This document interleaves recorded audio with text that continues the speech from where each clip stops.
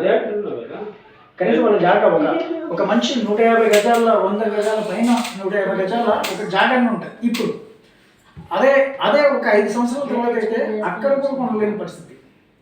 లక్ష దాటిపోతుంది. ఎందుకంటే ఇప్పుడు ప్రాజెక్టులన్నీ వచ్చేసాయి, లక్ష దాటిపోతుంది. నేను అదే అంటున్నా, ఏదో ఒక వెంచర్ 60 ఎకరాల వెంచర్లో 150 గజాల స్థలం నీకు ఎక్కడో మూలకు ఉంటుంది.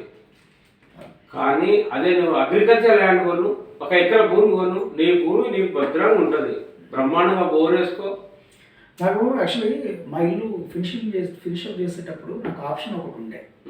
ఇప్పుడు ఇల్లు ఫినిషప్ చేయాలంటే ఏదో ల్యాండ్ అమ్దామని అనుకుంటే, సో ప్రపోజల్ వచ్చినప్పుడు ఒకటే చెప్పిన, రాను పోను తిండి గింజలకు భూమి ఉండదు, కల్టివేషన్ బిల్డింగ్ల మీద చేయాల్సి వస్తుంది. అదొకటి. రెండోది, ఇప్పుడు చిన్న జాగా 50 గజాలు ఉందనుకో, దాన్ని ముక్కలు చేయలేవు. హైదరాబాద్లో ఉండొచ్చు, కానీ 1 ఎకరా భూమి ఉందనుకో, ముక్కలు చేసుకొని ఏదో ఒకటి పెట్టుకోవచ్చు, మిగతా తీసేయచ్చు నీకు అంత ఎమర్జెన్సీ ఉంటే. అందుకే ఏంటంటే ఎప్పుడైనా ల్యాండ్స్ ఎకరాల్లోనూ ఉండాలి. ఉండడానికి జాగా చిన్నదైనా పర్లేదు. ఎందుకంటే డబుల్ బెడ్రూమ్, ట్రిపుల్ బెడ్రూమ్ అయినా కూడా మహా అంటే 2000 స్క్వేర్ ఫీట్ అంతే. ఇప్పుడు కొంతమందికి ఇప్పటికీ భూమి కొంతమంది చేతుల్లో ఉంది, కొంతమంది అసలు భూమికి దూరంగా ఉన్నారు. అంటే భూమి కొనలేని పరిస్థితులు. 1 ఎకరా భూమి పట్టా భూమి లేనటువంటి, పట్టా పాస్బుక్ లేనటువంటి ఎన్నో కుటుంబాలు ఉన్నాయి. కారణం ఏంటంటే 100లో 300 ఎకరా, 2000 ఎకరా, 3000 ఎకరా ఉన్నప్పుడేమో తీసుకోవాలనేటువంటి ఆలోచన లేదు మనలాగా. చాలా మందికి, సామాన్య మానవునికి ఒక ఉదాహరణ ఏమంటారంటే, ఏమైనా రామయ్య మన ఊళ్ళో ఒక పటేల్ అమ్ముతున్నాడు, 4 ఎకరాలు అమ్ముతున్నాడు తీసుకున్నట్ట. ఈయన ఏమంటాడు, నాకెందుకు పటేల్, నాకు 6 ఎకరాలు ఉన్నది మా వస్తాయింది, నాకు దున్ను సారిపోతలేదు, అది నాకే ఎక్కువ అవుతుంది, నేనే దున్నలేకపోతుంది, ఇదే చేసి తిప్పలేడు, మాకేడైతే అని అంటాడు. 6 ఎకరాలు ఉంటుంది. ఈయన 4 కొడుకులు పెళ్ళి చేసిండు. ఫస్ట్ ఎంత వస్తుంది? 4 అంటే ఇంకా 4 ముక్కలు అయిపోయాయి. ఎంత భూమి వస్తుంది? ఇప్పుడు 6 ఎకరాలు 4 అంతే. ఎంత ఉంటుంది? ఎకరన్నర. ఇలా కళ్ళ ముందునే ఆయన సంపాదించుకున్న 6 ఎకరాల భూమి, నాకు చాలా 6 ఎకరాలు మస్తు ఇదే చేయలేకపోతున్నా అన్నటువంటి ఆయన 4 కొడుకుల పెళ్లి చేసేవాళ్ళకి ఏమైందంటే ఎకరాలనే ఉంది. ప్రతి ఒక్కరి పేరు మీద ఎకరాలనే ఉంది. వానికి ఇద్దరు ముగ్గురు పిల్లలు ఉంటారు కదా, ఇద్దరు కొడుకులు ఉన్నాడు. ఎకరాల మంచిది ఎంత ఉంటుంది? 30 ఎకరానే. 30 ఎకరానే. 50 ఏళ్ళు గడవక ముందే 6 ఎకరాల భూమి ఉన్నటువంటి కుటుంబంలో 30 ఎకరాలు వచ్చింది. ఒక మనిషి జీవితకాలం 60 ఏళ్ళు, 70 ఏళ్ళు, 50 ఏళ్ళ కాలంలో విచ్ఛిన్నం అయిపోయింది. అదే భూమి మీద నాలెడ్జ్ అవగాహన ఉన్నోడికి ఏముంటుందంటే, వాడు దినం గడవడానికి బతకడాడు, తరం గడవడానికి బతుకుతాడు. వాడి ఆలోచన డిఫరెంట్. వాడు ఏం చేసినట్టు అప్పటికి 60 ఎకరాలు ఉంటుంది, ఊళ్ళో ఉండడం 2 ఎకరాలు ఉంది, 2 కొంటాడు. 3 ఎకరాలు ఎవడన్నా అమ్మడానికి ఉందంటే 3 ఎకరాలు కొంటాడు. ఎందుకంటే వాడేమో ఆలోచిస్తే నాకు 2 కొడుకులు, మళ్ళీ ఒక కొడుకు 2 కావచ్చు, వానికి 2 కావచ్చు, మళ్ళీ వాళ్ళకి 2 కావచ్చు. భూమి అయితే అంతే ఉంటుంది కదా, సంతానం పెరుగుతుంటే భూమి అంతే ఉంటుంది, సంతానం పెరుగుతుంటే భూమి అంతే ఉంటుంది. కొంతకాలం తర్వాత ఒక 5-6 తరాల తర్వాత అప్పుడు ఏముంటుంది? 60 ఎకరాలు పోయి 6 ఎకరాలు అవుతుంది. అప్పుడు నా సంతానం, నా సంతతి ఏదైతే ఉందో, నా వంశం ఏదైతే ఉందో, అప్పుడు వాడు భికారిగా మారేటువంటి ఛాన్స్ ఉంటుంది. అది నేను ఇయ్యను అని వాడు ఏం చేస్తాడు? దాని మీద మంచి అవగాహన ఉంటుంది కాబట్టి వాళ్ళకి శక్తి సహకరించిన మేరకు, వాళ్ళకి శక్తి ఎంతవరకు అయితే కొనగలనో అంతవరకు కొంటనే ఉంటాడు భూమిని. వాడు ఏదైతే తెలుసుకున్నా వాళ్ళ పిల్లలకు కూడా అదే చెప్తాడు, నువ్వు బతికినంతగానో భూమిని కొంటూనే ఉండు. ఇప్పుడు మన ఏజ్ కూడా ఏంటంటే, ఈ ఏజ్ కూడా రైట్ టైం, మన సంపాదన మొత్తం భూమి వైపు మళ్ళించాలి. చిన్నదో పెద్దదో ఏదైనా కానీ మన సంపాదన కానీ ఇప్పుడైనా కూడా వచ్చే సంపాదన మొత్తం భూమి. అదే చెప్తున్నా, భూస్వాములు ఎవరైతే జమీందారులు, జాగీర్దారులు, భూస్వాములు ఎవరైతే ఉంటారో, గంట సేపు నుంచి చెప్పేది అదే రామాంజనేయులు గారు. వాళ్ళు ఏం చెప్తారు? మనమేమో 100 గజాలు మనం కంఫర్టబుల్ జోన్కి వెళ్ళిపోతాం. కంఫర్ట్ జోన్ ఎట్లా?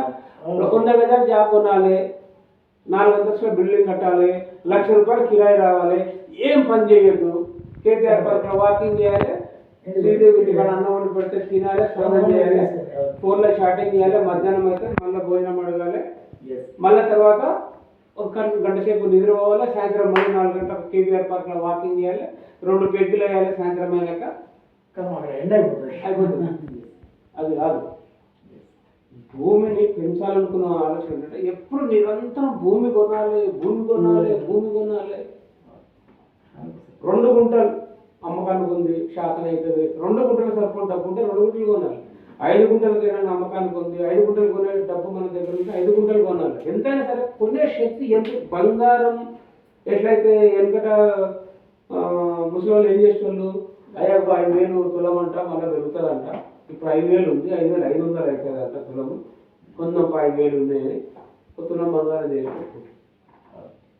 ఇప్పుడు ఏమవుతుంది, మనకు భూమి కావాలి, 10 గుంటలు శ్రీదేవి అమ్ముతుంది, 10 గుంటలు మనం కొనాలి.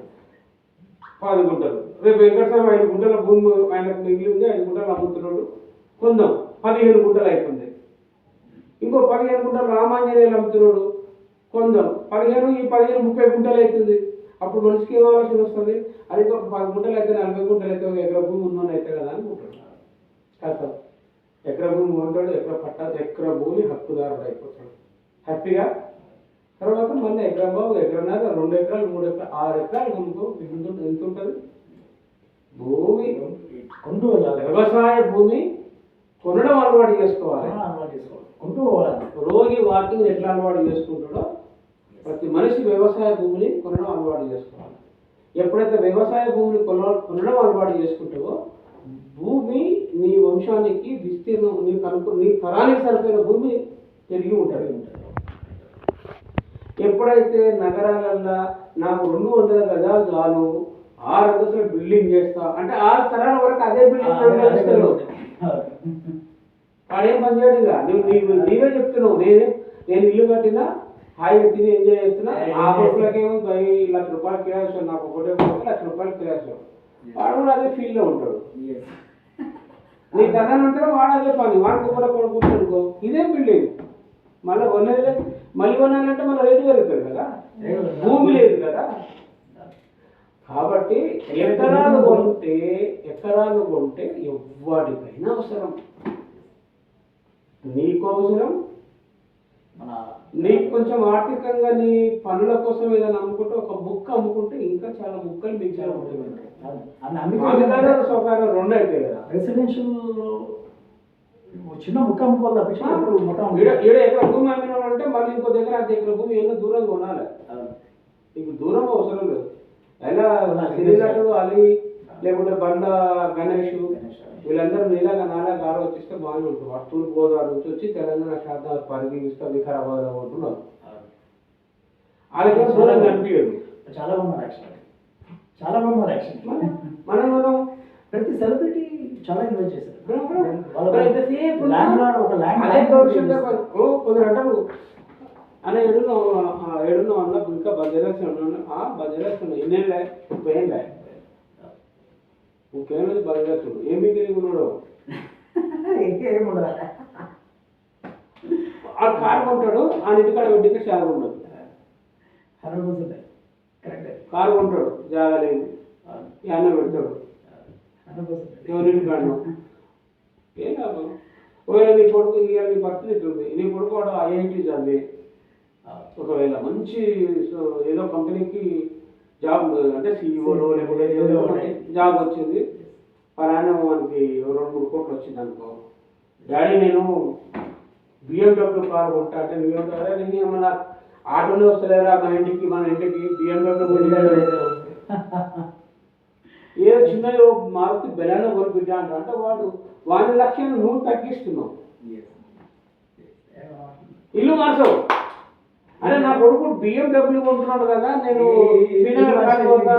వేరే ప్లేస్కి వెళ్ళలేదు లేకపోతే 10 లక్షలు చూపించో కోకపోయి కొల్లూరు పోతా అనే ఆలోచన ఉండదు. అట్లా నువ్వు చేసి రావు.